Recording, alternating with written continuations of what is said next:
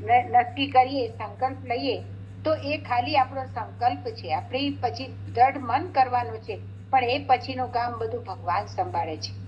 આ ભગવાન બધી આપણને શક્તિ, સમય, અનુકૂળતા બધું આપતો રહે છે. એટલા માટે હમણાં જેમ સંગીતાબેન દીદીએ પણ તમને લોકોને કીધું કે આટલી બધી જે સેવાઓ ચાલે છે એમાં કોઈ બી એક પણ નાનામાં નાની સેવા સાથે આપણે જોડાઈએ, અને જોડાશું તો આપણને ખબર પડશે. હજી તો તમે લોકો લેવલ 1 માં 2 અધ્યાય જ કર્યા, એટલે કે સમુદ્ર કિનારે જઈને ઓલા છબછબિયા ન કરીએ, પાણીમાં ચોપાટી પર ગયા હોય તો ખાલી પાણીમાં પગ બોળીએ ને, એ ખાલી પગ જ બોળ્યા છે. હજી તો અંદર અફાટ સાગર છે, અને એમાંથી આપણે રત્નો મેળવવાના છે. પણ એ રત્નો કિનારા ઉપર બેસીને ના મળે, એના માટે અંદર જવું પડે. તો આવી સરસ છે ગીતા પરિવાર આપણને બધી જ પ્રકારની સેવા કરવાનો પણ મોકો આપે છે. આમાંથી આપણને ટેકનિકલ જ્ઞાન મળે, આમાંથી મેનેજમેન્ટનું જ્ઞાન મળે, બધું જ જે જ્ઞાન છે એ આમાંથી મળે છે. એટલે કોઈ બી એક બી સેવા સાથે જોડાઈ જાઓ.